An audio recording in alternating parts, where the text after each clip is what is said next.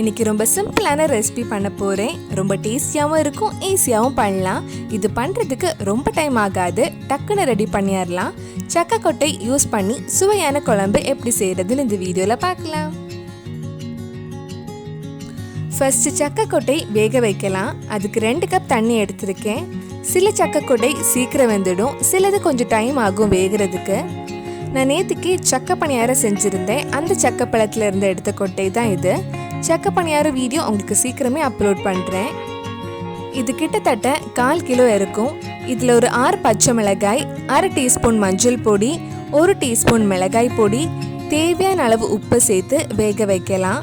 நம்ம இனி தேங்காயெல்லாம் அரைச்சி சேர்க்கறனால ரொம்ப காரம் தெரியாது. இதெல்லாம் சேர்த்து ஒரு வாட்டி நல்லா மிக்ஸ் பண்ணதுக்கு அப்புறம் மூடி வச்சு வேக வைக்கலாம்.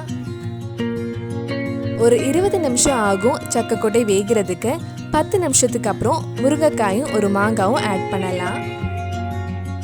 சக்கை கொட்டை கொஞ்சம் வெந்ததுக்கு அப்புறம் இதுல ஒரு முருங்கைக்காயும் ஒரு மாங்காயும் சேர்த்து வேக வைக்கலாம்.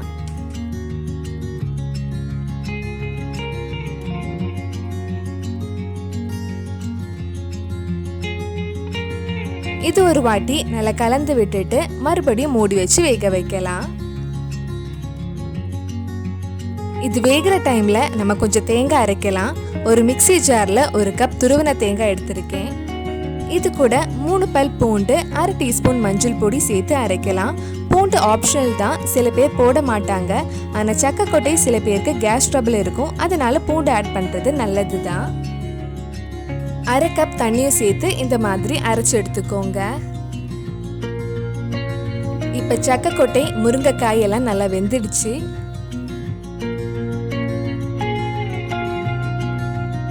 இதுல நம்ம அரைச்சு வச்சிருந்த தேங்காய் ஆட் பண்ணலாம்.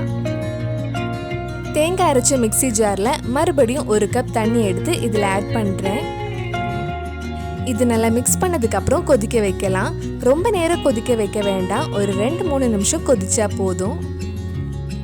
டேஸ்ட் பார்த்துட்டு தேவைப்பட்டா கொஞ்சம் உப்பு ஆட் பண்ணிக்கோங்க. நான்வெஜ் சாப்பிட்றவங்க இதுல கொஞ்சம் ப்ரான்ஸும் ஆட் பண்ணலாம், அதுவும் டேஸ்ட் நல்லா இருக்கும். இப்போ 3 நிமிஷம் ஆயிடுச்சு. இதை ஆஃப் பண்ணிட்டு கொஞ்சம் கடுகு கருவேப்பிலை தாளிச்சு போட்டா சுவையான குழம்பு ரெடி ஆயிடும். ஒரு சின்ன பேன்ல கொஞ்சம் எண்ணெய் ஊற்றி கடுகு, 3-4 காஞ்ச மிளகாய், கொஞ்சம் கருவேப்பிலையும் ஆட் பண்ணலாம்.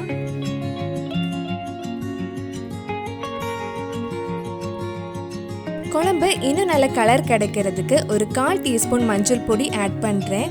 இதெல்லாம் சேர்த்து நல்லா மிக்ஸ் பண்ணிட்டு நம்ம குழம்புல ஆட் பண்ணா சுவையான சக்கை கொட்டை குழம்பு ரெடி ஆயிடும். இது ஒரு வாட்டி நல்லா கலந்து விடலாம். குழம்போட கன்சிஸ்டன்சி நீங்கள் தண்ணி ஊற்றும் போது அட்ஜஸ்ட் பண்ணிக்கலாம். அதிகமாகவோ கம்மியாகவோ உங்களுக்கு பிடிச்ச மாதிரி ஆட் பண்ணிக்கலாம். நம்ம சுவையான குழம்பு ரெடி ஆயிடுச்சு. கண்டிப்பாக நீங்களும் இந்த ரெசிபி உங்கள் வீட்டில் செஞ்சு பாருங்கள். பிடிச்சிருந்தா இந்த வீடியோவை லைக் பண்ணுங்கள், உங்கள் ஃப்ரெண்ட்ஸ் அண்ட் ஃபேமிலிக்கு ஷேர் பண்ணுங்கள். வேறு நல்லா ரெசிபிஸ் நம்ம சேனலில் ட்ரை பண்ணலான்னு கீழே கமெண்ட் பாக்ஸில் சொல்லுங்கள். நீங்கள் இன்னும் என்னோட சேனலை சப்ஸ்கிரைப் பண்ணலைன்னா மறக்காமல் சேனலையும் சப்ஸ்கிரைப் பண்ணிடுங்க.